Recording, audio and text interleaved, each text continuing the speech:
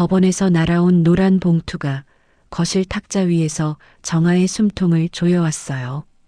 경매 기일 통지서라는 굵은 글씨 옆에는 3월 15일 오전 10시라는 날짜가 선명하게 박혀 있었죠. 10년 넘게 피땀 흘려 마련한 집인데 이제 남의 손에 넘어갈 날짜가 보름도 남지 않았던 거예요. 정아는 떨리는 손으로 얼굴을 감싸쥐었지만 집안 어디에서도 옹기라고는 찾아볼 수 없었어요. 남편 태진은 벌써 사흘째 외박 중이었고 집안에는 냉골 같은 한기만 가득했죠. 태진은 인테리어 자재 유통 사업에 실패하고 폐업한 뒤 채무 독촉이 심해지자 아예 집안 문제를 정아에게 떠넘긴 채 사실상 잠적한 상태였어요. 그때 현관 밖에서 요란하게 벨이 울렸어요.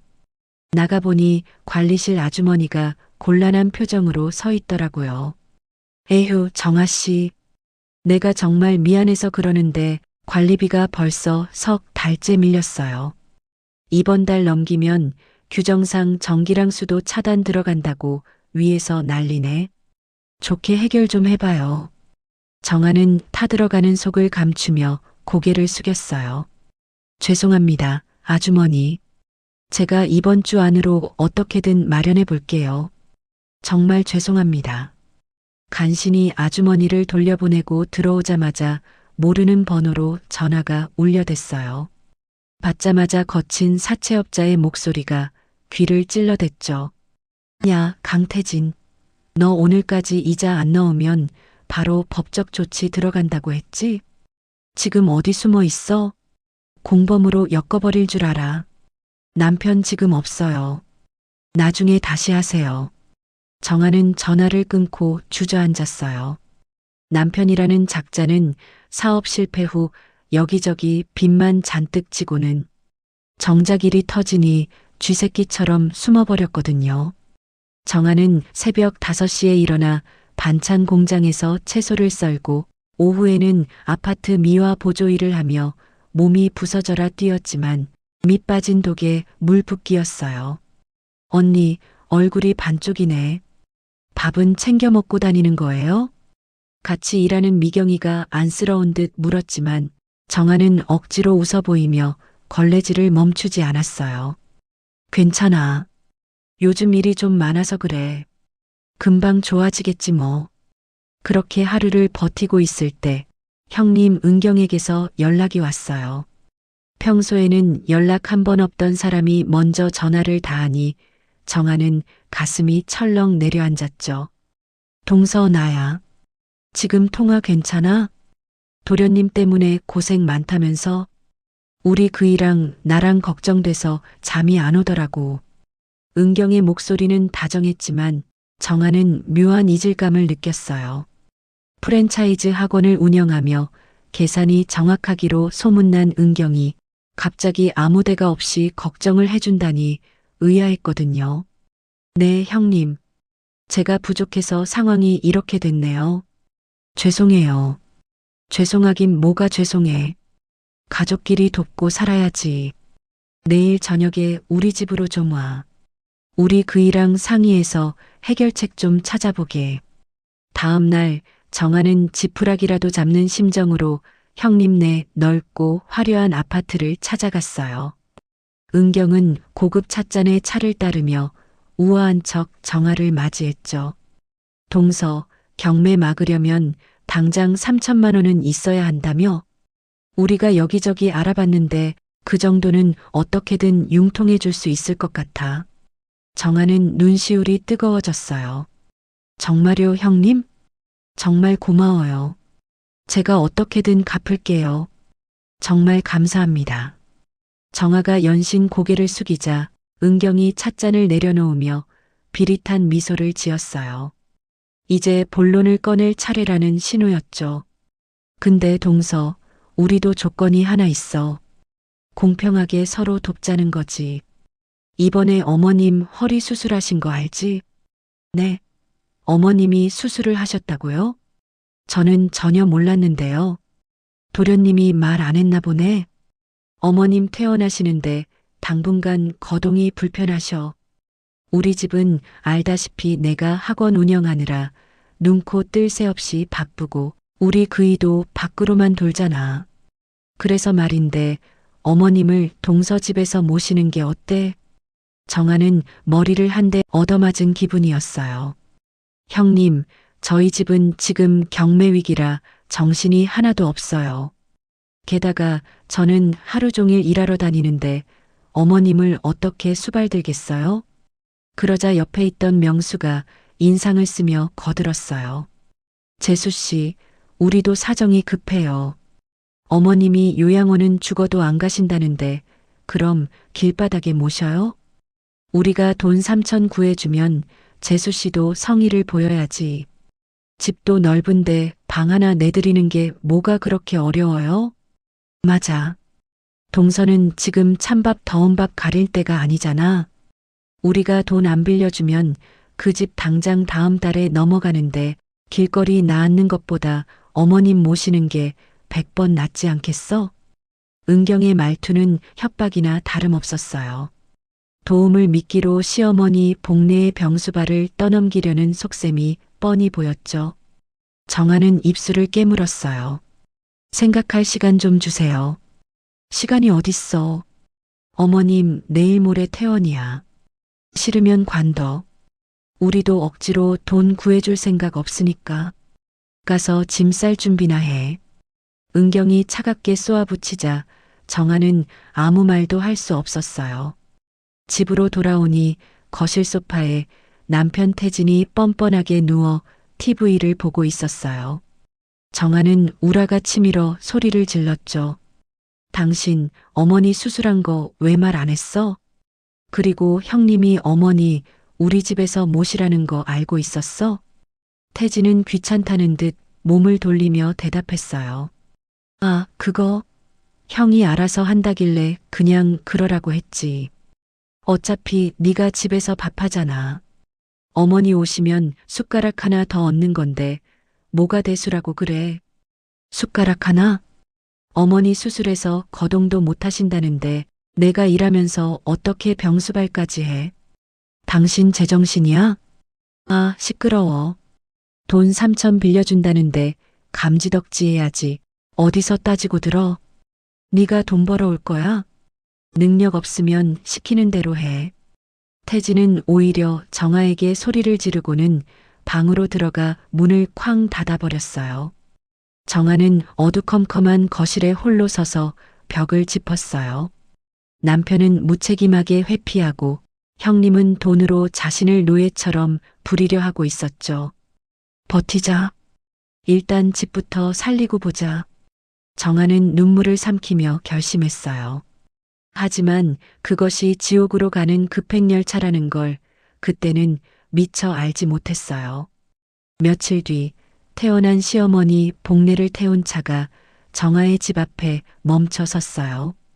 어머님, 저희 집보다 동선회가 훨씬 편하실 거예요. 조심히 가세요. 병원 로비의 서늘한 공기 속에서 은경이 입꼬리를 살짝 올리며 손을 흔들었어요. 하지만 정작 휠체어를 힘겹게 밀고 있는 건 정아였죠. 프랜차이즈 학원을 운영하며 남부러울 것 없이 사는 은경은 자기 손에 묻히기 싫다는 듯 멀찍이 떨어져 서 있었어요. 형님, 정말 같이 안 가세요? 어머님 짐도 많고 저 혼자서는 좀 버거운데요. 정아가 간절하게 물었지만 은경은 명품 시계를 힐끔 보더니 차갑게 돌아섰어요. 나, 동서도 알잖아. 오늘 학원 신규 상담이 줄줄이 잡혀 있어서 1분 1초가 아쉬워. 동서가 워낙 살뜰하니까 잘 모실 거 아니야. 돈은 우리 그이랑 계속 알아보고 있으니까 조금만 더 기다려봐. 은경은 확답 하나 없이 주차장으로 홀가분하게 사라졌어요. 정아는 덩그러니 남겨진 채 멍하니 그 뒷모습을 바라봤죠. 그때 휠체어에 앉아있던 시어머니 복례가 날카로운 목소리로 정아의 등을 찔러댔어요. 아, 빨리 안 가고 뭐해? 나 허리 끊어지겠다.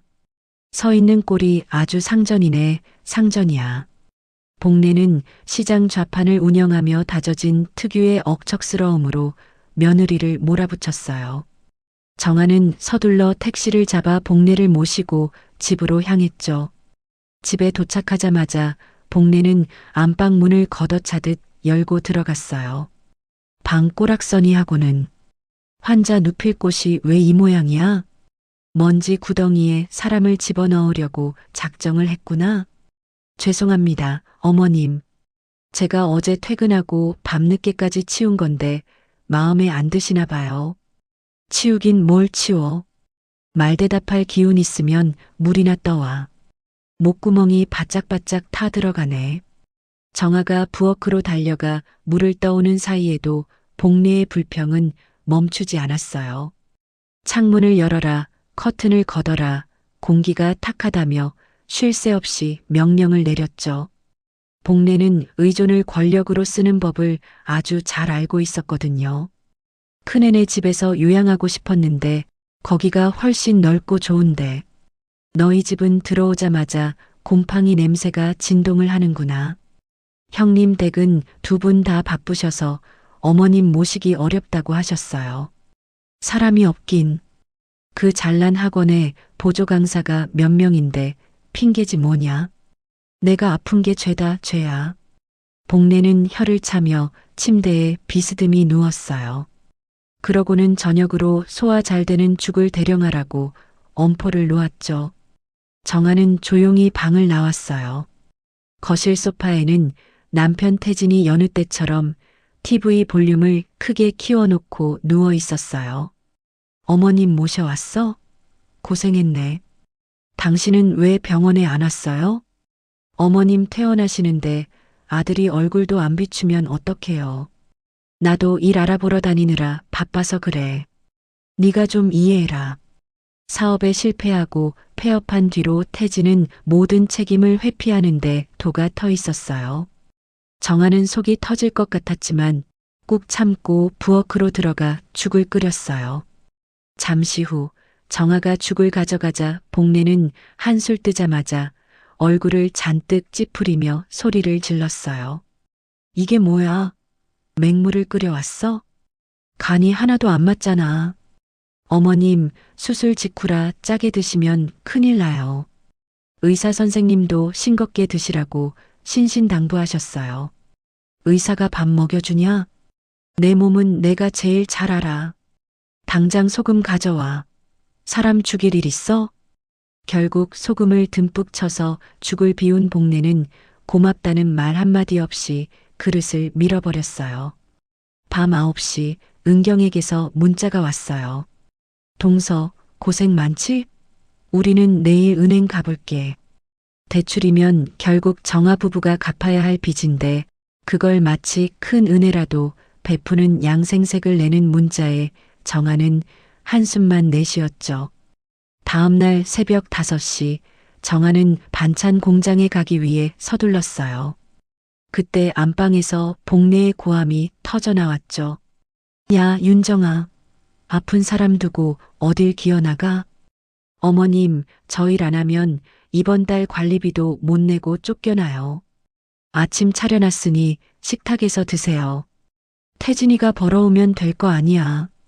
며느리가 돼서 시어머니 수발보다 돈이 더 중요해. 너는 인간이 안 됐다, 정말. 복례의 악다구니를 뒤로하고 정아는 현관문을 닫았어요. 일터로 향하는 길, 정아의 눈에선 참아왔던 눈물이 쏟아졌어요. 오후에 녹초가 되어 돌아오니 거실 바닥에 앉아 숨을 헐떡이던 복례가 독이 오른 눈으로 정아를 쳐다봤어요. 너 없는 동안 화장실 가려다 넘어져서 죽을 뻔했어. 네가 집에 붙어 있어야 내가 살 거 아니냐. 어머님, 저도 죽을 힘을 다해 일하고 온 거예요. 제 사정은 안 보이세요? 관리비보다 내가 더 중요하지. 어디서 눈을 똑바로 뜨고 대들어? 그날 저녁 은경에게서 전화가 왔어요. 목소리는 여전히 부드러웠지만 내용은 절망적이었죠. 동서, 은행 다녀왔는데 대출이 좀 어렵네. 담보가 없어서 말이야.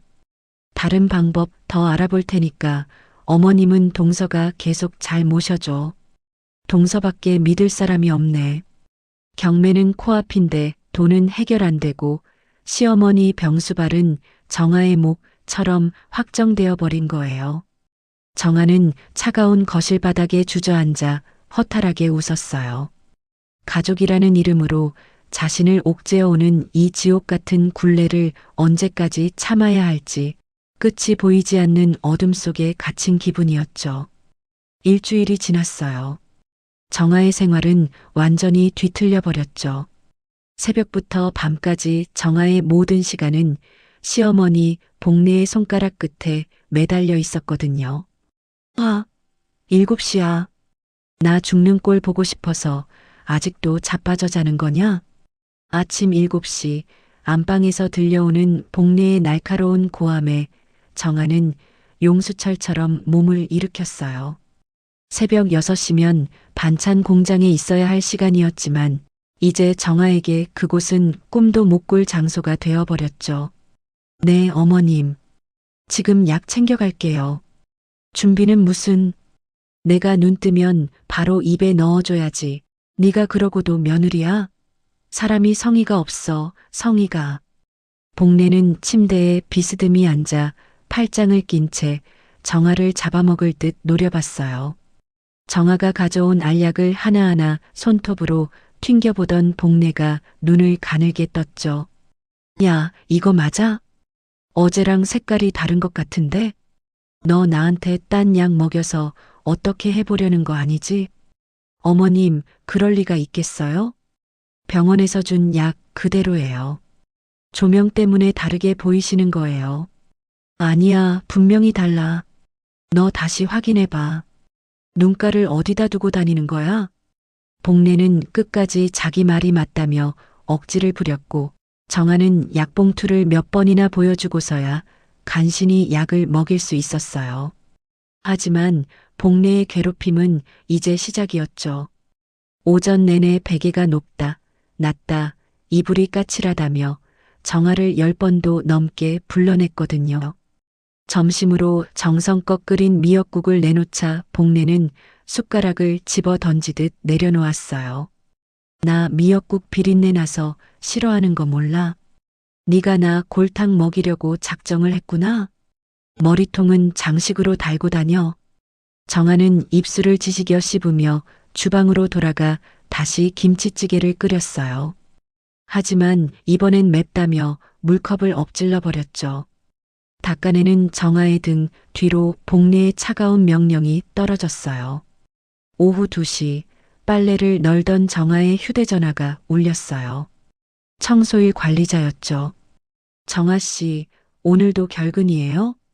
이번 주 내내 안 나오시면 우리도 다음 달부턴 사람 새로 뽑아야 해요. 사정은 알지만 우리도 일은 돌아가야 하잖아요. 죄송합니다, 반장님. 제가 정말 최대한 빨리 나갈게요. 죄송합니다. 사정하는 전화를 끊자마자 안방에서 기다렸다는 듯 복례의 목소리가 터져 나왔어요. 누구랑 통화해? 너 설마 또 그까지 청소 일하러 기어나갈 생각이야? 어머님, 저 일 안 하면 당장 이번 달 관리비도 못 내요. 형님께 말씀드려 볼 테니 낮에만이라도 어머님 좀 봐달라고 하세요. 은경이는 학원 운영하느라 눈코 뜰 새 없이 바쁜 애야. 그런 애를 이 노인네 병수발에 부르겠다고? 네가 집에 붙어 있으면 될걸. 어디서 사돈 어른 교육을 어떻게 받았길래. 아픈 시어미 앞에 두고 돈 타령이야? 복례의 입에서 사돈 어른 소리가 나오자 정아의 눈동자가 흔들렸어요. 하지만 복례는 멈추지 않고 정아를 향해 악담을 쏟아냈죠. 저녁 늦게 걸려온 형님의 전화는 더 가관이었어요. 동서, 경매가 내일이라며? 우리가 은행 문턱이 닳도록 다녀봤는데 참 쉽지가 않네. 어떡하니? 조금만 더 기다려봐. 최선을 다하고 있으니까. 어머님은 잘 모시고 있지? 형님, 내일이 경매라니까요. 돈 3천만 있으면 막을 수 있다면서요. 아유, 동서. 내가 돈 찍어내는 기계도 아니고. 나도 답답해 죽겠어. 일단 어머님 저녁 잘 챙겨드려. 끊어. 허탈하게 전화를 끄는 정아 앞에 남편 태진이 밤 9시가 넘어서야 슬그머니 기어들어왔어요. 술 냄새를 풍기며 소파에 눕는 태진을 보며 정아의 인내심이 바닥을 쳤죠. 당신 지금 제정신이야? 어머니 저 방에서 곡소리 내는데 당신은 술이 들어가? 한 번이라도 들여다봤어? 아, 시끄러워. 나도 일 알아보느라 스트레스 받아 죽겠는데 왜 나한테 지랄이야? 네가 다 하고 있잖아. 원래 며느리가 모시는 게 도리지. 무슨 말이 그렇게 많아? 태진은 오히려 소리를 지르며 TV 볼륨을 키웠어요. 안방에서는 복내가 물 떠와라, 이불 덮어라 소리를 질러대고 거실에선 무책임한 남편이 코를 골기 시작했죠. 밤 11시 복내에 이불 수발을 들고 나오며 정아는 어두운 복도에 주저앉았어요. 이건 간병이 아니었고 효도가 아니라 통제였어요. 곧 이 집도 경매로 넘어갈 텐데 저 사람들은 왜 저렇게 뻔뻔할까? 정아는 차가운 바닥에 이마를 대고 눈물을 흘렸어요.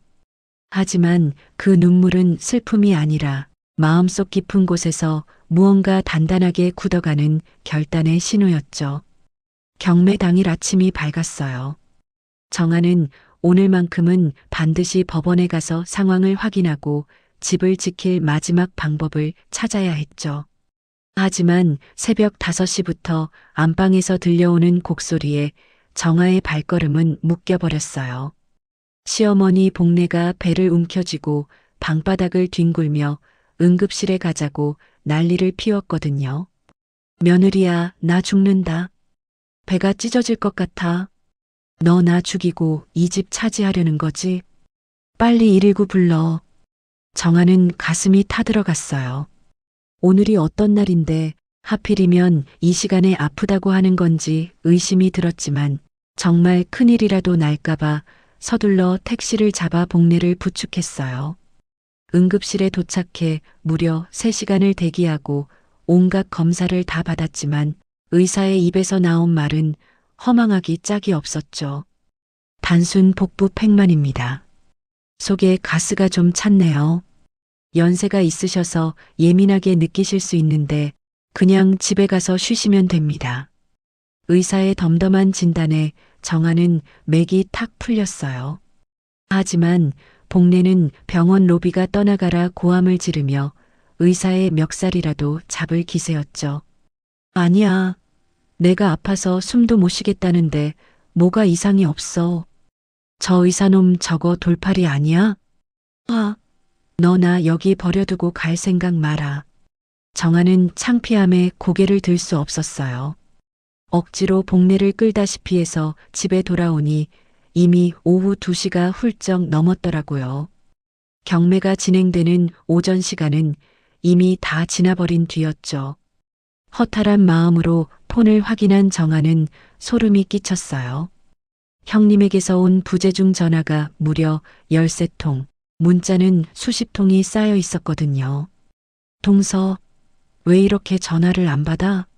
어머님은 어떠신데? 자식들 다 피 말려 죽일 작정이야? 전화를 받자마자 은경의 날카로운 목소리가 귓전을 때렸어요. 정아가 응급실 상황을 겨우 설명하자 은경은 위로는커녕 독설을 내뱉었죠. 응급실? 왜 나한테 먼저 연락 안 했어? 동서가 뭔데 어머님 모시고지 마음대로 움직여? 우리도 알아야 하는 거 아니야? 가스 때문이라고? 그럼 어제 뭐 먹였길래 그래? 된장찌개? 동서 제정신이야? 콩 계열은 가스 차는 거 기본 아냐? 환자 간병의 기본도 모르면서 어떻게 수발을 들겠다고 나서 일부러 어머님 괴롭히는 거 아니지? 은경은 마치 정아가 어머님을 학대라도 한 것처럼 몰아붙였어요. 전화를 끊자마자 안방에 누워있던 복내가 또 소리를 질렀죠. 며느리야, 배고파 죽겠다. 죽 좀 끓여와라. 가스 찬다고 된장찌개 말고 딴 거로 해와. 정아가 부엌에서 땀을 뻘뻘 흘리며 죽을 젓는 사이에도 폰은 5분 간격으로 진동을 울려댔어요. 은경은 약은 먹였는지, 식후 30분을 정확히 지켰는지 감시하듯 캐물었고 정아는 대답할 기운조차 없었죠. 오후 4시에는 아주버님 명수까지 가세했어요. 재수 씨, 집사람이 엄마 걱정을 너무 하네요. 우리가 저녁에 얼굴 좀 보러 들를까요? 정아는 지금 시댁 식구들을 볼 기력이 전혀 없었어요. 정중히 거절했지만 그게 또 화근이 되었죠. 5분 뒤 은경이 다시 전화를 걸어 광분했어요. 동서, 우리가 간다는데 왜 거절해? 동서가 뭔데 자식들이 어머니 뵙겠다는 걸 막아? 무슨 권한으로 우리를 문전박대하냐고. 혹시 우리 몰래 어머님한테 무슨 짓 하는 거 아니야? 정아는 숨이 턱 막혔어요. 저녁 6시가 되자 은경의 전화 3번, 명수의 전화 1번, 심지어 모르는 번호까지 섞여 폰이 터져나갈 듯 울렸죠. 정아는 떨리는 손으로 메모장을 열어 오늘 온 전화를 하나하나 기록하기 시작했어요. 오전 7시 약 복용 확인 취조. 오전 9시 응급실 연락 누락에 대한 폭언. 오후 2시 음식 메뉴 선정 비난 및 사돈어른 들먹이며 가정교육 운운. 오후 6시 방문 거절에 대한 권리 침해 주장 및 협박. 밤 8시 술 냄새를 풍기며 기어들어온 남편 태진은 정아의 기록을 보더니 코웃음을 쳤어요. 형네가 걱정돼서 그런 걸 가지고 뭘 그렇게 적고 그래. 네가 집에 있으니까 너한테 전화하는 거지. 내가 뭘 더 해? 나도 지금 사업 자금 끌어오느라 머리가 터질 것 같아. 태진은 무책임하게 소파에 누워 리모컨만 만지작거렸죠. 밤 9시 은경의 59번째 통화가 걸려왔어요. 약 시간 7시라며. 왜 9시에 먹여? 약효 떨어지면 동서가 책임질 거야? 어머님 잘못되면 고소할 줄 알아. 정아는 아무 대답 없이 차분하게 메모장에 시간을 더했어요. 그리고 밤 10시 복례가 은경과 통화하는 소리를 듣고 정아는 심장이 멎는 것 같았죠. 큰 며느리야, 나 오늘 응급실에서 서러워 죽는 줄 알았다. 며느리 전현이 귀찮다는 듯이 나를 쳐다보는데 무서워서 살겠니? 저녁 약도 제때 안 주고 나를 죽이려나 봐. 나 무서워, 큰 며느리야. 정아는 안방 문틈으로 복례를 쳐다봤어요. 복례는 정아와 눈이 마주치자 입꼬리를 살짝 올리더니 전화를 끊고는 아무렇지도 않게 이불을 덮으며 말했죠. 이제 자야겠다. 오늘 쉬어하느라 피곤했네. 물이나 한 잔 떠다 놓고 나가. 정아는 거실로 나와 오늘 하루 동안 쌓인 59통의 연락 기록을 내려다봤어요. 이건 안부가 아니었어요. 이건 정아의 정신을 갉아먹는 잔인한 감시이자 자신들의 책임을 전가하기 위해 정아를 가해자로 만드는 교활한 작전이었죠. 형님, 아주버님, 그리고 당신까지. 이 59통의 기록이 니들 목을 죄는 밧줄이 될 거야. 내가 겪은 이 지옥 똑같이 돌려줄 테니까 기대해. 정아는 폰을 꼭 쥔 채 차가운 거실벽에 기댔어요. 집은 이미 경매로 넘어갔고 더 이상 잃을 것도 물러설 곳도 없었죠. 이제 정아는 가족이라는 탈을 쓴 괴물들을 하나씩 무너뜨릴 완벽한 준비를 마쳤어요. 2주일이라는 시간이 화살처럼 지나갔어요. 정아는 매일 밤 경매 통지서를 품에 안고 뜬 눈으로 밤을 지새웠죠. 이제는 정말 한계였어요. 정아는 떨리는 손으로 은경에게 전화를 걸었어요. 형님, 집일은 어떻게 진행되고 있어요? 저 정말 하루하루가 지옥 같아요. 수신음이 한참 울린 뒤에야 연결된 은경의 목소리는 귀찮음이 가득 묻어 있었죠. 아, 그 일? 동서도 참 성미 급하네. 내가 계속 알아보고 있다니까. 조금만 더 진득하게 기다려봐. 형님, 강제 퇴거하라는 날이 이제 얼마 안 남았어요. 구체적으로 어디까지 진행됐는지 알려주셔야 저도 짐을 싸든 방법을 알아보든 할 거 아니에요. 정아의 절박한 목소리에도 은경의 태도는 차갑기만 했어요. 구체적으로라니. 내가 지금 여기저기 백방으로 알아보고 있다는데 동서는 나를 못 믿는 거야?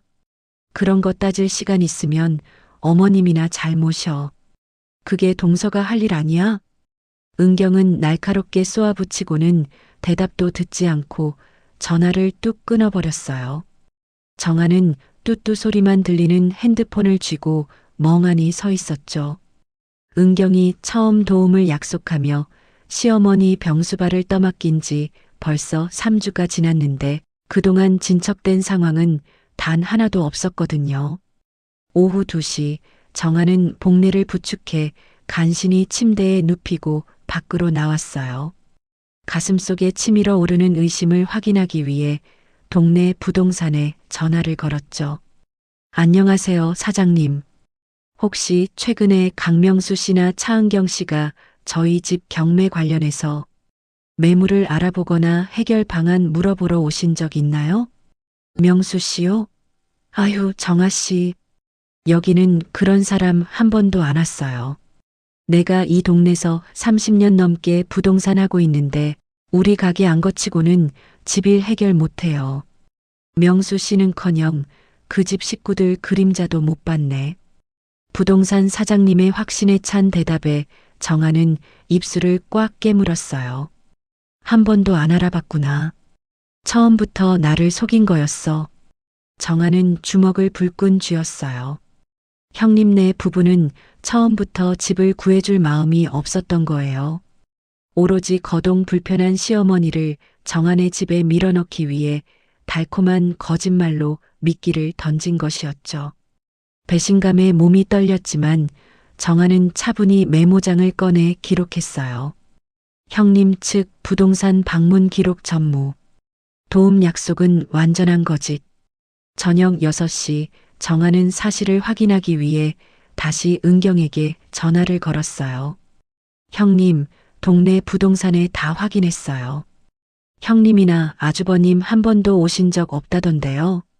대체 누굴 통해서 알아보고 계신 거예요? 뭐, 동서가 거길 왜 들락거려? 지금 나를 거짓말쟁이 취급하는 거야? 은경의 목소리가 단숨에 높아졌어요. 적반하장도 유분수였죠. 거짓말쟁이 취급이 아니라 경매가 일주일 남았는데 구체적인 대안이 없으시니까 여쭤보는 거잖아요. 정말 집 알아보신 거 맞냐고요.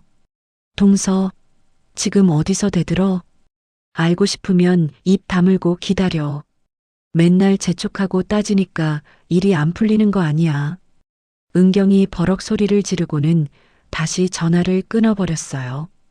정아는 허탈하게 웃음이 터졌어요. 도움은 처음부터 없었고 자신은 간병 노예로 철저히 이용당했다는 사실이 명확해졌거든요. 밤 8시 안방에서 시어머니의 고함이 들려왔어요. 물 좀 갖다 줘. 사람 목말라 죽는 꼴 보고 싶어? 정아가 물을 가져다 주자. 복례는 정아의 일그러진 얼굴을 빤히 쳐다보며 비아냥거렸죠.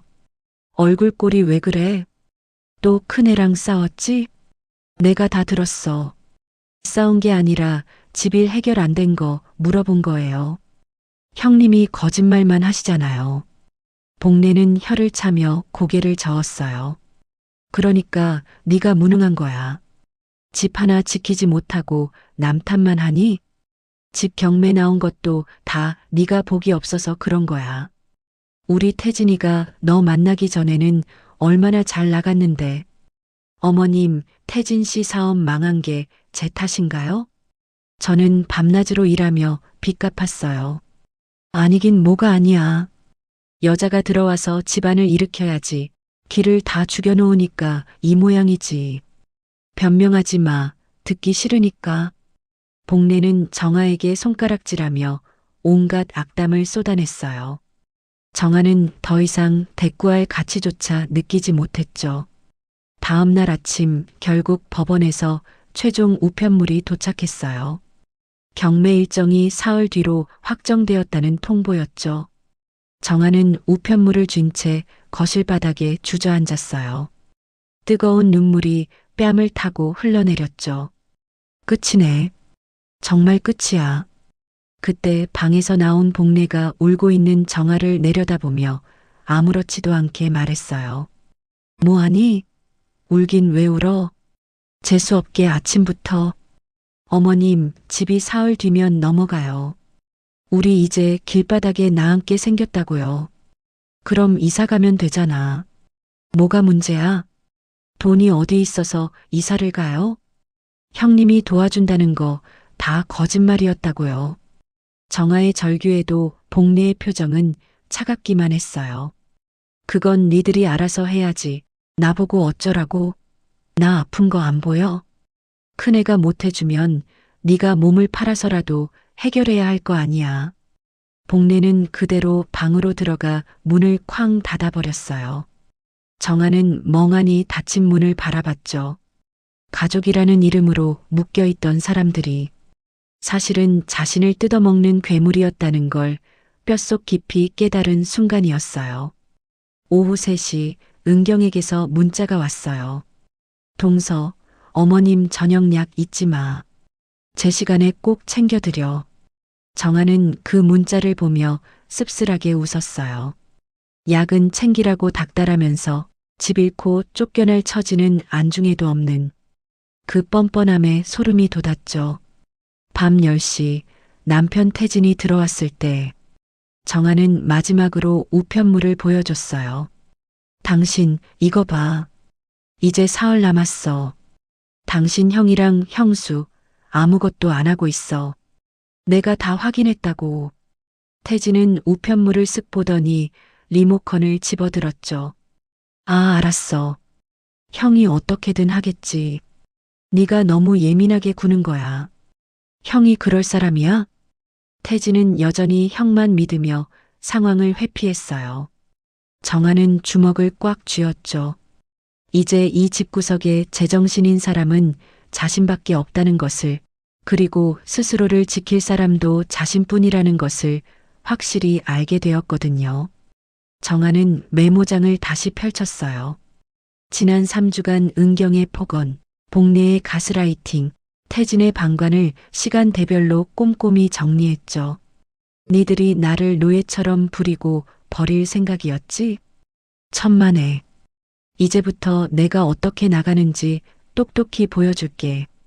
정아의 눈빛이 정과는 다르게 서늘하게 빛나고 있었어요.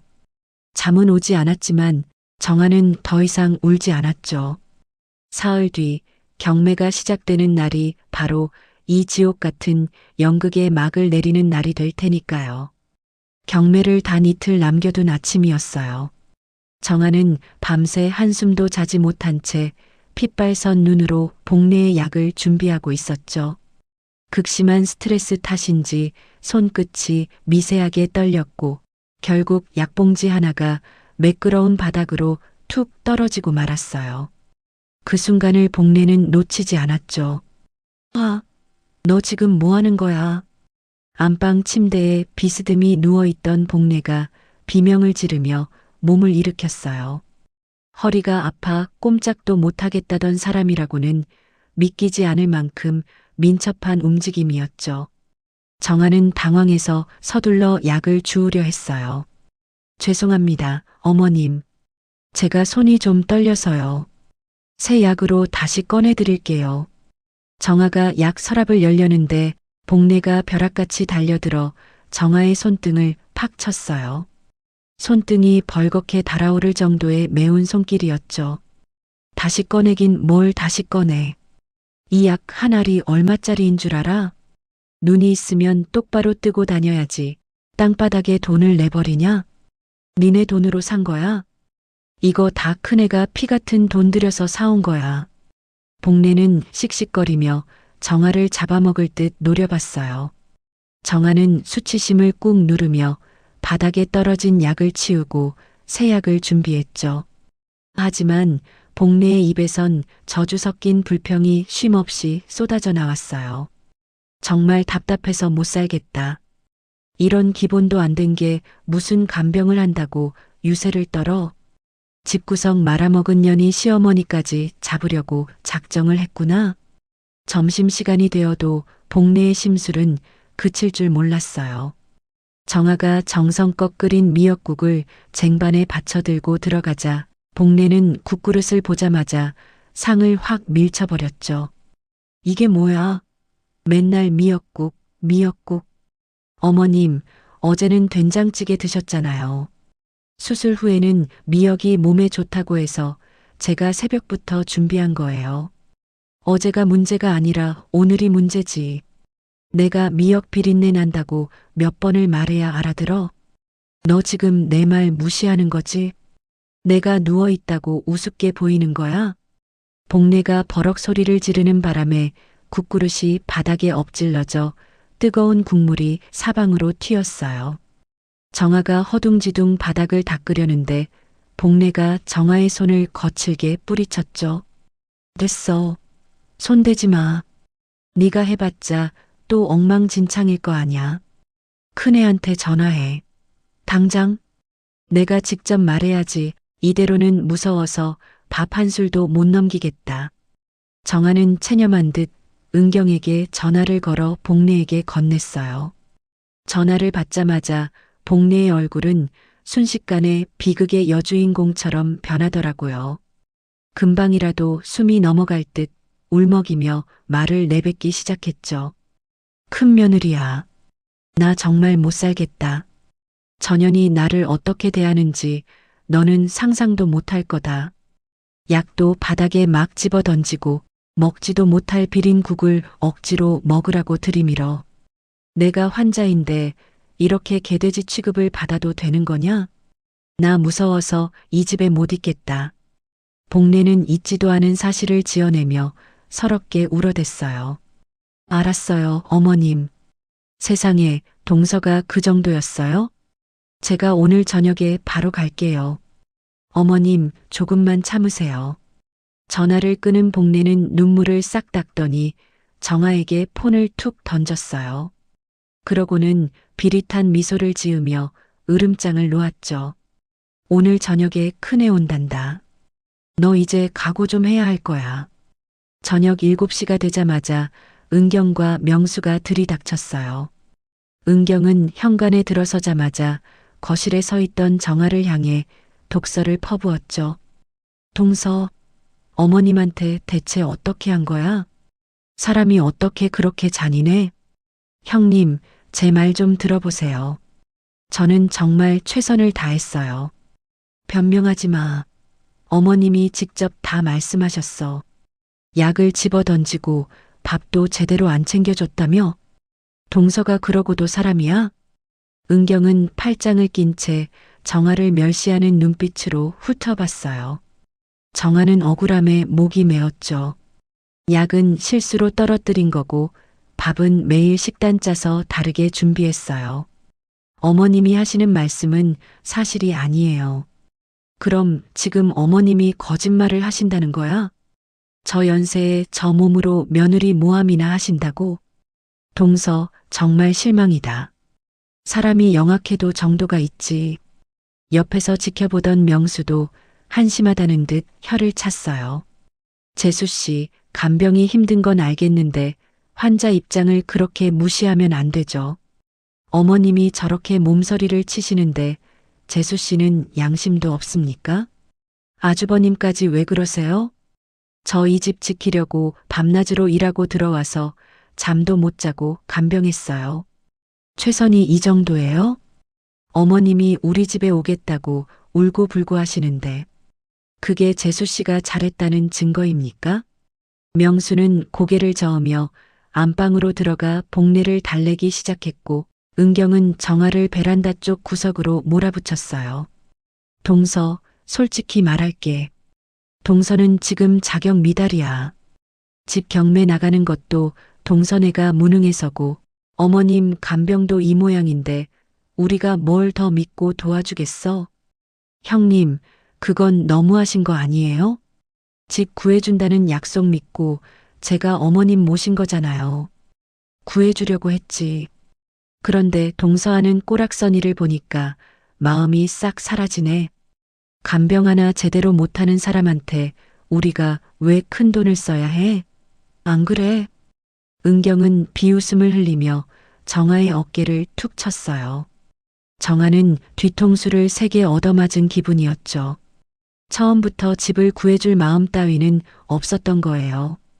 오로지 복례의 병수발을 떠넘기기 위한 연극이었을 뿐이죠. 그리고 말인데 어머님은 내일 우리 집으로 모셔갈 거야. 동서는 이제 동서 갈 길 찾아봐. 어차피 이 집 내일 모레면 경매 확정돼서 나가야 하잖아. 형님, 그게 무슨 말씀이세요? 제가 갈 곳이 어디 있다고. 그걸 왜 나한테 물어? 동서 인생은 동서가 책임져야지. 설마 우리 집까지 따라오려고? 동서 염치가 너무 없는 거 아냐? 은경은 아무렇지도 않게 정아의 존재를 지워버렸어요. 정아는 기가 막혀 입이 떡 벌어졌죠. 자신은 3주 동안 노예처럼 부려먹히고 집도 잃고 이제는 가족이라는 울타리 밖으로 내동댕이 쳐진 거예요. 형님, 처음에 하신 약속은요? 우리 집 막아주겠다고 어머님만 모셔주면 다 해결해주겠다고 하셨잖아요. 아유, 동서. 세상이 그렇게 쉬워? 동서가 일을 이 지경으로 만들었는데 우리가 무슨 수로 도와줘? 우리도 손해보기 싫거든. 가서 짐이나 싸둬. 내일 어머님 모시러 올 때 우리 그이가 도련님한테도 확실히 말할 거니까. 은경은 정아를 밀치고 안방으로 들어가 복례와 신나게 이사 계획을 세웠어요. 어머님, 우리 집이 훨씬 넓고 쾌적해요. 거기서 편하게 요양하세요. 복례는 그래. 여기는 정말 지옥 같아서 하루도 더 못 있겠다며 맞장구를 쳤죠. 밤 9시 시댁 식구들이 돌아가고 정아는 정신없이 태진에게 전화를 걸었어요. 당신 지금 어디야? 당장 집으로 와. 형님이 내일 어머님 모셔가겠대. 그리고 우리 보고 나가라는데 당신은 알고 있었어? 뭐? 형수가 모셔간다고? 잘 됐네. 어차피 우리 집도 경매 넘어가는데 형수가 모시는 게 맞지. 당신은 제정신이야? 형님이 나보고는 네 갈 길 알아서 찾으래. 나보고 길바닥으로 꺼지라는 소리라고. 아, 시끄러워. 형수가 모시겠다는데 왜 나한테 화풀이야? 어차피 집 경매 넘어가면 나가야 하는 건 사실이잖아. 나도 지금 죽고 싶으니까 그만 좀 달달 볶아. 태진은 무책임의 극치를 보여주며 전화를 끊어버렸어요. 정아는 폰을 쥔 채 바닥에 주저앉았죠. 남편조차 자신을 보호할 생각이 없다는 사실에 심장이 갈갈이 찢기는 것 같았어요. 다음 날 아침 은경이 짐을 싸러 왔고 복례는 마치 승전보를 울리는 장군처럼 기세등등하게 짐을 챙겼어요. 큰 며느리 집은 정원도 있고 공기도 좋다며 여기는 곰팡이 냄새 때문에 숨도 못 쉬겠더니 이제야 살 것 같네. 복례는 정아를 벌레 보듯 쳐다보며 비웃음을 날리고는 은경의 차에 올라탔어요. 은경은 마지막으로 차창을 내리고 차갑게 한마디를 던졌죠. 동서, 내일 경매 잘 보고. 아, 어차피 갈 데 없으면 찜질방이라도 알아봐. 인생 공부했다고 생각하고. 그럼 우린 간다. 차가 떠나고 텅 빈 거실에 홀로 남은 정아는 작게 중얼거렸어요. 그래. 이제 정말 끝이네. 하지만 정아의 눈빛은 슬픔이 아니라 서늘한 살기로 가득 차 있었죠. 정아는 폰을 꺼내 그동안의 모든 기록과 녹음본을 확인했어요. 가족이라는 안전망이 완전히 무너졌으니 이제 내가 니들의 지옥이 되어줄게. 하나도 빠짐없이 돌려줄 테니 기대해. 정아는 창밖으로 떠오르는 해를 보며 이 무너진 집에서의 마지막 반격을 준비하기 시작했어요. 경매로 넘어간 집의 현관문을 닫고 나오던 날, 정아의 발걸음은 의외로 가벼웠어요. 10년 넘게 일궈온 보금자리를 잃었다는 상실감보다 자신을 괴롭히던 사람들에게서 벗어났다는 해방감이 더 컸거든요. 정아는 곧장 친정으로 향했어요. 평생 딸 걱정뿐이던 엄마 해숙은 초췌해진 정아의 얼굴을 보자마자 가슴을 부여잡았죠. 엄마, 나왔어. 나 이제 갈 데가 없네. 정아의 말에 해숙은 아무것도 묻지 않고 딸을 꼭 안아주었어요. 거칠어진 딸의 손을 만지며 해숙은 눈시울을 붉혔죠. 딸, 고생 많았다.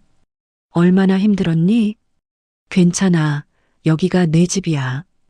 아무 걱정 말고 일단 쉬어라. 엄마 품에 안긴 정아는 그제야 참았던 눈물을 쏟아냈어요.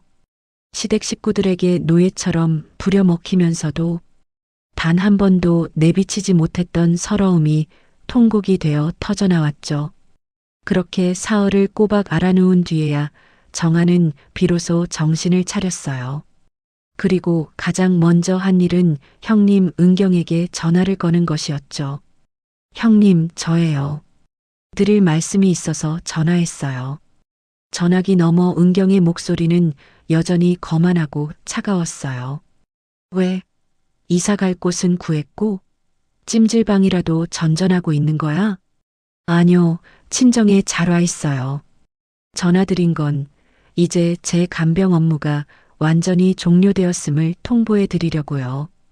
어머님은 형님이 모시기로 하셨고 제 짐도 다 뺐으니 앞으로 어머님 일로 저한테 연락하시는 일 없었으면 해요.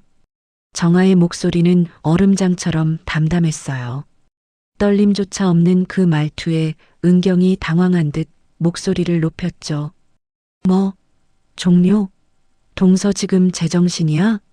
며느리 도리가 있는데 어디서 건방지게 종료니 뭐니 떠들어? 어머님 수술한 지 얼마 안 된 거 몰라? 며느리 도리요? 형님이 저보고 나가라고 하셨을 때, 그리고 집 경매 막아주겠다는 약속 어기셨을 때, 그 도리는 이미 끝난 거예요. 형님이 직접 그러셨잖아요. 제 인생은 제가 책임지라고요. 그래서 저는 제 인생 책임지려고요. 그건 그때 내가 화가 나서 한 소리고, 어머님 약은 어떡하고 식사는 어쩔 건데, 나 바쁜 거 안 보여? 걱정 마세요. 제가 그동안 정리한 간병일지랑 약 복용 시간, 병원 예약 내역까지 전부 문자로 싸드릴게요. 그게 제가 드릴 수 있는 마지막 배려예요. 은경은 기가 막힌다는 듯 헛웃음을 터뜨리며 소리를 질렀어요. 배려? 웃기고 있네. 안 오면 어쩔 건데? 어머님이 동서 찾으시면 어쩔 거냐고. 그럼 형님이 설득하셔야죠. 모시고 간 건 형님이잖아요. 그리고 제가 기록해둔 게 좀 많아요. 지난 한 달간 형님이 저한테 하신 59통의 폭언 전화, 그리고 어머님이 제 앞에서 멀쩡하시다가 형님한테만 전화하면 죽는 신용하셨던 그 연기들, 시간대별로 아주 꼼꼼하게 녹음하고 정리해뒀거든요. 형님이 약속하셨던 집 관련 구체적 진행 사항이 단 하나도 없었다는 부동산 확인서까지요. 이거 친척들 단톡방에 올리면 참 재미있겠죠? 은경의 숨소리가 거칠어졌어요. 예상치 못한 정아의 반격에 목소리가 떨리기 시작했죠. 너 지금 나 협박하니? 감히 네가 누굴 상대로? 감히요? 제 방어를 위해 당연히 해야 할 일을 한 것뿐이에요. 형님, 이제 어머님의 그 지독한 간섭과 억지, 형님이 온몸으로 받아내 보세요. 전 이제 제 삶 살러 갑니다. 앞으로 전화하셔도 안 받을 거니까 수고하세요. 정아는 가차없이 전화를 끊어버렸어요. 가슴속을 꽉 막고 있던 응어리가 뻥 뚫리는 기분이었죠. 하지만 진짜 지옥은 이제부터 은경에게 시작될 예정이었어요. 이틀 뒤부터 은경의 문자가 쏟아지기 시작했어요. 동서, 어머님이 약 안 드시겠다고 난리야. 이럴 땐 어떻게 해야 해? 전화 왜 안 받아? 밥이 맛없다고 쟁반을 엎으셨어. 나 학원 수업 가야 하는데 어떡하라고. 정아는 단 한 통의 답장도 하지 않았어요. 폰을 무음으로 해두고 엄마가 차려준 따뜻한 밥을 먹으며 평온한 시간을 보냈죠. 저녁이 되자 은경에게서 무려 13통의 부재중 전화가 찍혔지만 정아는 눈길조차 주지 않았어요. 다음 날 아침, 이번에는 아주버님에게서 전화가 왔어요. 정아는 한숨을 내쉬며 전화를 받았죠. 재수 씨, 제발 부탁입니다. 우리 집사람이 지금 어머님 때문에 정신병 걸리기 직전이에요. 어머님이 밤새도록 화장실 수발 들라고 소리를 지르셔서 한잠도 못 잤답니다. 제발 한 번만 와서 도와주세요. 아주버님, 어머님은 형님이 큰 소리치며 모시고 가셨잖아요. 형님 댁은 넓고 쾌적해서 요양하기 좋다고 어머님도 좋아하셨고요. 제가 거기 왜 가야 하죠? 그래도 재수 씨가 제일 살뜰했잖아요. 집사람은 밖에서 일하던 사람이라 이런 거 못해요. 저도 밖에서 일하던 사람이에요. 잠도 못 자고 새벽일 나가고 간병까지 했던 저한테 형님은 나가라고 하셨죠. 아주버님도 옆에서 방관하셨잖아요. 어머님은 이제 형님네 책임입니다. 끊을게요. 명수의 간청도 정아의 단호함 앞에서는 소용없었어요. 일주일이 지났을 무렵 남편 태진에게서 전화가 왔어요. 술에 잔뜩 취한 목소리였죠. 여보, 제발 형수 좀 살려줘. 형수가 매일 나한테 전화해서 너 어디 있냐고 울고불고 난리야. 어머니도 너 아니면 밥 안 드시겠대. 나 지금 형네 집에서 쫓겨나게 생겼어. 당신 어머니잖아. 형수가 힘들면 아들인 당신이 가서 수발 들어. 왜 나한테 그래? 당신 사업 망해서 집 날리고 나 길바닥에 나앉게 만들었을 때 당신은 나 지켜줬어? 아니잖아. 그래도 우리가 부부인데 어떻게 이래? 부부? 당신은 가족이라는 이름으로 나를 노예로 쓴 거야. 이제 당신 어머니 그 집 사람들이랑 오붓하게 잘 모셔봐. 난 이제 당신 아내도 아니야. 이혼 서류 보낼 테니까 도장 찍을 준비나 해. 정아는 태진의 비굴한 목소리를 뒤로하고 전화를 끊었어요. 보름이 지났을 때 은경에게서 장문의 문자가 왔어요. 예전에 그 고압적인 태도는 온데간데 없고 구걸에 가까운 내용이었죠. 동서, 내가 잘못했어. 어머님이 밤마다 소리를 지르고 벽을 두드리셔. 나 학원 학부모 상담도 못 가고 집에서 어머님 대소변 받아내고 있어. 나 정말 미칠 것 같아. 제발 어머님 좀 데려가줘. 내가 돈 줄게. 매달 간병비 줄 테니까 제발. 정아는 그 문자를 읽으며 씁쓸하게 웃었어요. 그리고 답장을 보냈죠. 형님, 이제 좀 아시겠어요? 제가 한 달 넘게 겪은 일이 바로 그거예요. 새벽부터 밤까지 쉴 틈 없이 불려다니고 뭘 해도 욕먹고 부모님 욕까지 들어야 했던 제 기분. 이제 형님이 똑같이 느끼고 계신 거예요. 형님이 저보고 그러셨죠? 인생은 스스로 책임지는 거라고. 형님이 선택한 고결한 효도 끝까지 책임지세요. 전 지금 너무 행복하거든요. 즉시 은경에게 전화가 왔지만 정아는 받지 않았어요. 다음 날, 이번에는 시어머니 복례가 직접 전화를 걸어왔어요. 정아는 고민 끝에 전화를 받았죠. 며느리냐? 야, 나 배고파 죽겠다. 큰 며느리 전혀는 밥도 제때 안 주고 내가 조금만 불러도 인상을 팍팍 써대는데 무서워서 살 수가 없다. 니네 집이 좋았어. 좁아도 네가 해준 밥이 제일 맛있더라. 나 좀 데려가라. 응? 어머님 늦으셨어요. 제 집은 어머님 아들이 사업 망해서 경매로 넘어갔고요. 어머님은 제가 무능해서 집도 못 지키는 년이라고 욕하셨잖아요. 큰 며느리 집은 정원도 있고 공기도 좋다면서요? 거기서 오래오래 행복하게 사세요. 저 이제 어머님 며느리 안 하려고요. 너 인연이 어디서? 복례가 소리를 지르려 했지만 정아는 차분하게 말을 덧붙였어요. 어머님, 큰형님 성격 아시죠? 어머님이 계속 그렇게 하시면 형님 정말 어머님 요양원에 버릴지도 몰라요. 그러니까 형님 눈치 잘 보면서 조용히 지내세요. 그게 어머님이 사실 길이에요. 정아는 전화를 끊고 배터리를 분리해 버렸어요. 창밖에는 눈부신 햇살이 쏟아지고 있었죠. 엄마, 나 이제 정말 끝냈어. 정아는 해숙이 끓여준 향긋한 차를 마시며 환하게 웃었어요. 자신을 떠넘기고 이용하려던 사람들에게 그들의 업보를 고스란히 되돌려준 거였죠. 이제 은경은 평생 겪어보지 못한 지옥 같은 간병의 늪에서 허우적댈 것이고, 복례는 자신이 그토록 무시하던 며느리의 빈자리를 뼈저리게 느끼며 눈치를 보게 될 거예요. 정아의 진짜 인생은 이제야 비로소 시작되고 있었어요. 2달이라는 시간이 흐른 뒤 정아는 생전 처음으로 오로지 자신의 이름 석자만 적힌 소형집 계약서에 도장을 찍었어요.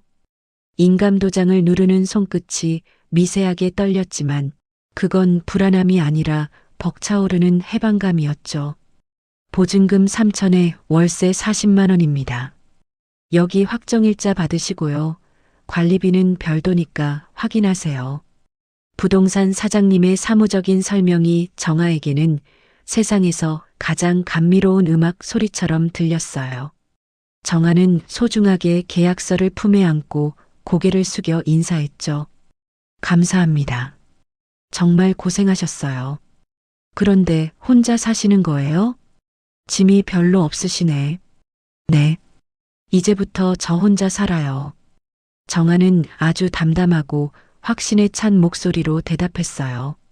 이사날 정아의 짐은 참 단출했죠. 10수년의 결혼 생활이 남긴 것이라고는 옷 몇 벌과 이불 한 채, 그리고 그릇 몇 개가 전부였거든요. 하지만 텅 빈 방 안에 짐을 놓으며 정아는 그 어느 때보다 부자가 된 기분이었어요. 이제 진짜 시작이네. 누구의 며느리도 누구의 아내도 아닌 그냥 윤정아로. 창문을 활짝 열자 따스한 오후 햇살이 정아의 얼굴을 비췄어요. 그 평화로운 순간을 깬 건 역시나 남편 태진의 전화였죠. 여보, 나야. 당신 지금 어디 있어? 새로 구한 집 주소 좀 알려줘봐. 나도 짐 챙겨서 가야 할 거 아냐. 당신이 거길 왜 와요? 알려줄 필요 없어요. 당신이랑은 이제 끝났으니까 연락하지 마세요. 아, 윤정아. 우리 아직 이혼 도장 안 찍었어. 부부가 어디 사는지도 모르는 게 말이 돼? 이혼 서류는 제가 법원에 접수할 테니 받으면 사인이나 하세요. 당신 어머니, 당신 형님 곁에서 효도하며 사시고요. 정아는 태진의 비명 같은 외침을 뒤로하고 전화를 끊어버렸어요. 그리고 지체 없이 그의 번호를 차단 목록에 올렸죠. 다음 날 아침 정아는 근처 마트에 청소 일자리를 구했어요. 새벽부터 오후까지 하루 5시간, 시급 10,000원의 식대는 별도입니다. 힘들 텐데 괜찮으시겠어요? 네, 그럼요. 괜찮고 말고요. 시켜만 주세요. 정아는 허리를 굽혀 싹싹하게 인사했어요. 마트 문을 열고 나오는데 가슴이 뻥 뚫린 것처럼 시원했죠. 이제 구걸하듯 형님의 눈치를 보지 않아도 되고 시어머니의 독서를 견디며 죽을 끓이지 않아도 되었거든요. 내 몸 하나 움직여 번 돈으로 내 입에 풀칠하는 삶이 이렇게 달콤할 줄은 몰랐어요. 일주일 뒤 형님 은경에게서 문자가 왔어요. 번호를 바꿔가며 끈질기게 연락을 해오더라고요. 동서, 어머님이 식사도 전폐하고 자꾸 동서만 찾아. 한 번만 와서 얼굴 좀 비추면 안 돼? 나 진짜 학원 문 닫게 생겼어. 정아는 코웃음을 치며 답장을 보냈어요. 안 되죠. 형님이 네 인생 네가 책임지라고 하셨죠? 저 지금 제 인생 책임지느라 아주 바빠요.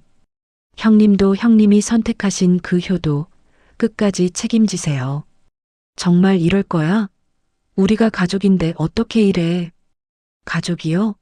저를 간병 노예로 부려먹고 길바닥으로 쫓아내실 때 형님 사전에 가족이라는 단어가 있긴 했나요? 더는 연락하지 마세요. 불쾌하니까요.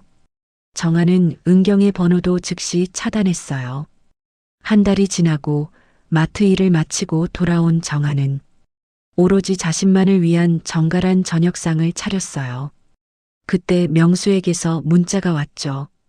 재수 씨, 어머님이 영양실조로 병원에 입원하셨습니다. 집사람이 감당이 안 된다고 매일 울어요. 제발 한 번만 들러주세요.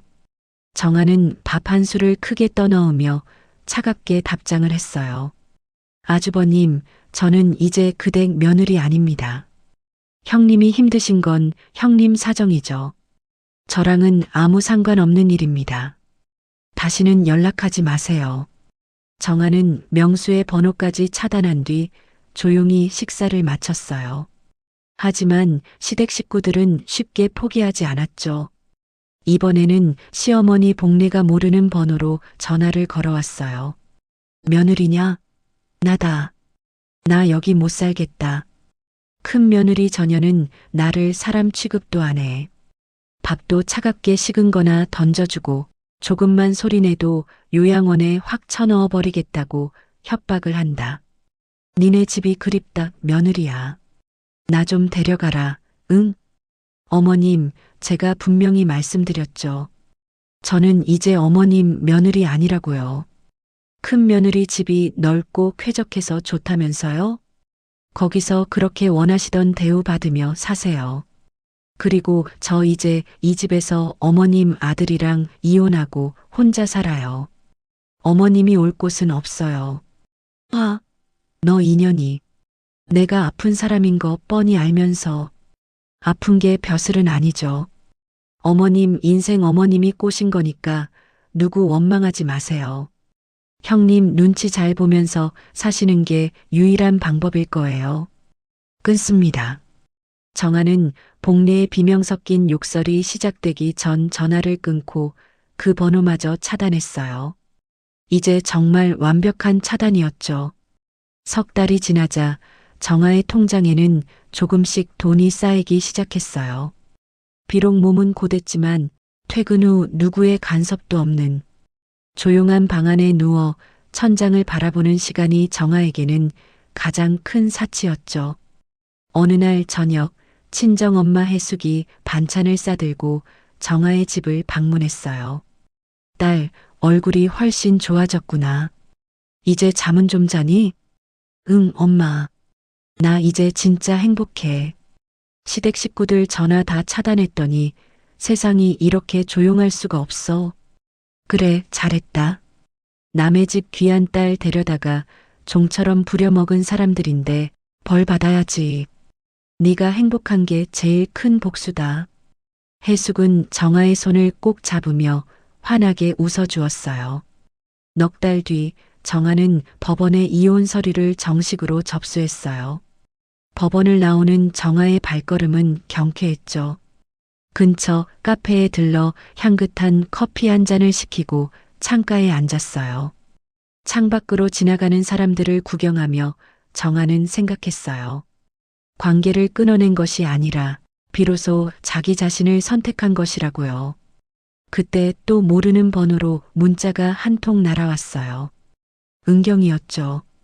동서, 정말 끝까지 이럴 거야? 천륜을 저버리고 혼자 잘 먹고 잘 살면 천벌 받는다. 정아는 커피를 한 모금 마신 뒤 담담하게 마지막 답장을 보냈어요. 형님, 가족이라는 이름으로 남의 인생 짓밟은 형님이야말로 천벌 받는 중인 것 같네요. 저는 이제 제 인생의 주인으로 살 겁니다. 앞으로 어떤 번호로 연락하셔도 소용없을 거예요. 제 인생에서 당신들은 이제 없으니까요. 정아는 그 문자를 끝으로 핸드폰의 모든 알림을 꺼버렸어요. 그리고 가방에 폰을 집어넣은 뒤 시원하게 불어오는 바람을 맞으며 집으로 향했죠. 아무도 간섭하지 않는 공간, 누구의 비난도 들리지 않는 평화로운 나만의 집. 현관문을 열고 들어서자 익숙하고 포근한 공기가 정아를 맞이했어요. 정아는 소파에 깊숙이 몸을 파묻고 눈을 감았죠. 완전한 해방이야. 드디어 나를 찾았어. 입가에 번지는 미소와 함께 정아는 비로소 깊고 단 잠에 빠져들었어요. 이건 끝이 아니라 진짜 윤정아의 삶이 시작되는 찬란한 첫날이었으니까요. 이번 이야기에서 가장 집중했던 부분은 가족이라는 이름 뒤에 숨겨진 잔인한 착취의 굴레였어요.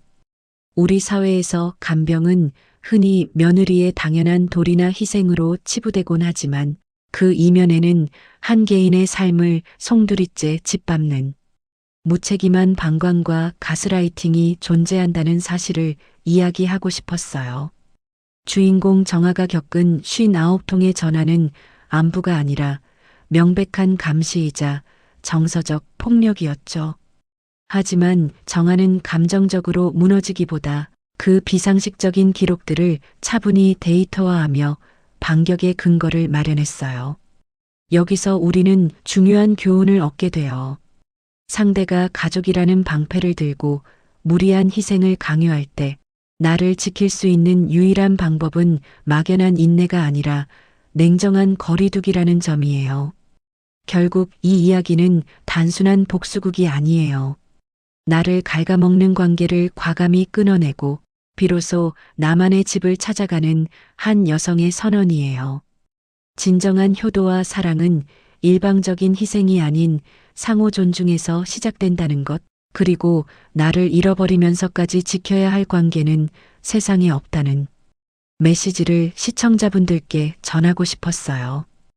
홀가분하게 밥을 먹는 정아의 마지막 모습처럼 여러분도 자신을 가장 먼저 아끼는 삶을 사시길 응원할게요.